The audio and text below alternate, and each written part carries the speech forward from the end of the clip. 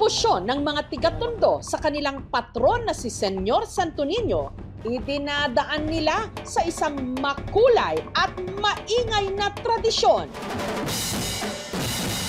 Ang mga deboto sa prosesyon, hindi lang basta naglalakad, kundi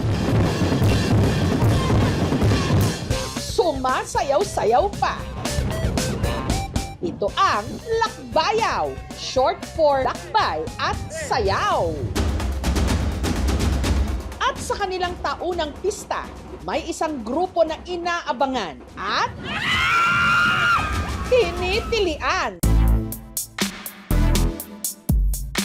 Ang mga kasali kasi, panay mga borta. Malalaki ang katawan, mga maskulado. Ang pasasalamat at panatak kasi nila sa Batang Jesus, idinadaan nila sa walang humpay na paggiling. Habang naka-topless.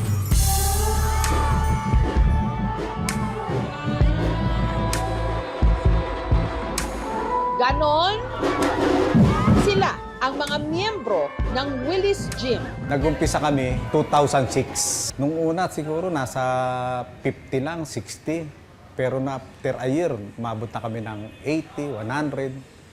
Hanggang sa dumami na ng dumami. Para rin kami ma-inspire yung mga kabataan sa amin sa ginagawa namin. Alagaan yung pangangatawan. Ang grupo, sanay na raw na mag-viral taon-taon. Ito talaga inaabangan ko sa Tondo. May pahalik ba dyan? Katunayan, ilang araw bago ang pista, practice pa lang nila. Trending na online. Isa raw sa mga dahilan, ang bago nilang recruit. Ang cute-cute ni Kuya! Sarap talaga manood ng lakbayaw. Ang babyface lakbayaw cutie, ang 25 anyos na si Marco. First time ko sumali, tapos sumitili lang sila, tapos parang sinasabi na yung baby boy nga daw. Masaya kasi kumaga hindi ko siya na-experience before na pag lumabas ka, may tumatawag sa'yo, may nakakakilala sa'yo. Bata pa lang daw, pangarap na ni Marco na makasayaw sa lakbayaw. Kasi yung tito ko, laging parang siya yung nilulook up ko na pinapanood ko sumasali sa lakbayaw. Na-inspired din ako kasi kumbaga yung faith niya, dun niya dinadaan sa pagsasayaw. Unang sali ko, nung itong nag-practice kami, nahihiya talaga ako. Kasi nga, di ako sumasayaw. Pero sinabi rin naman ng tito ko, na sumayaw ka lang, pakita mo lang kung ano ka. Para paghandaan ang kanyang lakbayaw debut, si Marco nagpaborta rin. Nag-workout talaga ako, 6 times a week. Balanced diet lang din, pinipili ko lang din lahat ng kinakain ko, more on gulay, protein. At sa mga nag-aabang dyan sa status ng baby boy ng Willis Gym, heto ang kanyang tugon.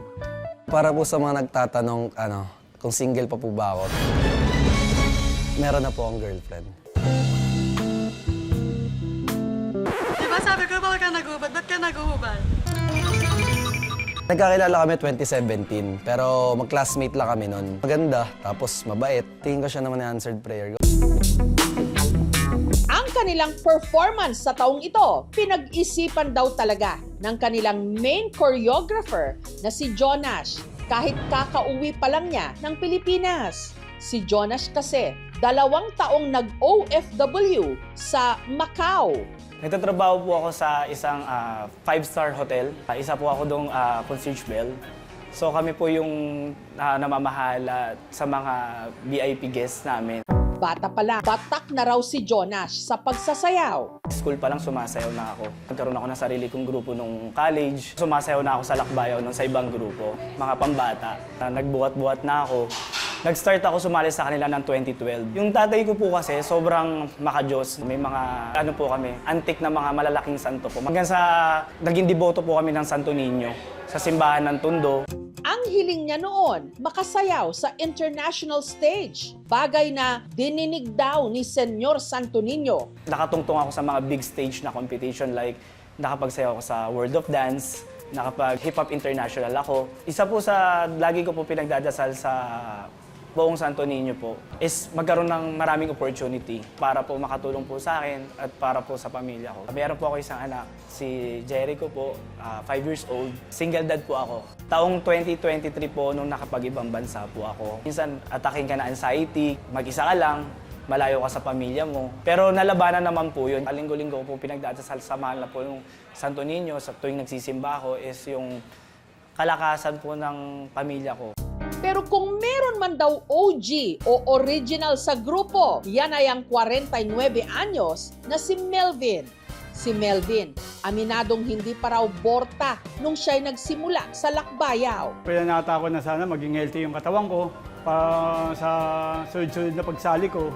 Kaya mas lalong lumaki yung katawan ko para hindi naman ako naiiwanan ng iba na maganda na yung katawan. At sa taon-taon niya raw na paghataw sa lakbayaw, hindi lang katawan niya ang lumaki, lumalim din ang kanyang bulsa. Kasi dati nangungupahan lang kami. Nalaman akong parang permanenteng trabaho nun. Nag-buy and sell ako ng motor. Yun ang unang naging business ko eh. Hanggang sa masenso yung business, nakapag-ipon. Yung inuupahan namin bahay, nabili namin. Ngayon, sarili na namin bahay yung inuupahan namin dati. May paupahan pa kami ngayon. Ito yung paupahan namin, ito yung bahay namin. Ano pa po kami paupahan sa loob. 4 na pinto yan, meron sa taas, meron sa baba. Yan po ang paupahan namin. Hanggang ngayon, yung edad ko na ganito, wala akong maintenance. Dahil sa kanya, sa ginagawa kong panata, napaganda niya yung buhay ko. Ilang gabi bago ang kanilang performance, puspusan na ang kanilang pag-iensayo. Ang inaabangan ng lahat, walang iba ang gwapong-gwapong si Marco Navarra.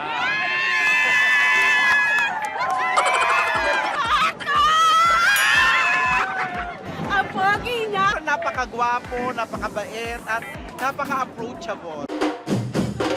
Ilang sandali lang, kaldagan na.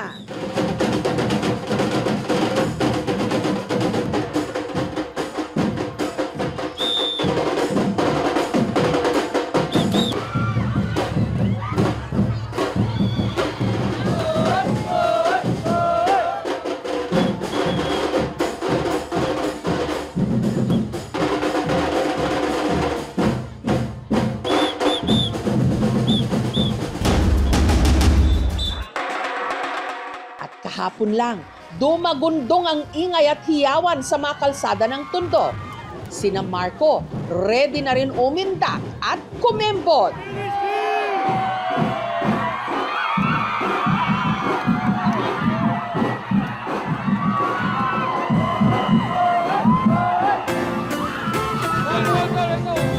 Ang grupo ni na Marco, inantabayanan at dinumog ng mga tao. Oh, Diyos ko na! Namausa ko kakasigaw. Lagot ako sa asawa ko. Hindi angkop kasi sa mga batang nakakakita na hindi tama na naghuhubad para sa panata nila sa Santo. Yung lakbayaw na yan, di ba, ino-offer nila sa Panginoon. So, kailangan very careful tayo sa lahat ng ibibigay natin sa Kanya na pagsamba. Bagamat ang konsepto ng lakbayaw sa pista ng Tondo, tradisyon talaga ng simbahan, meron silang paalala.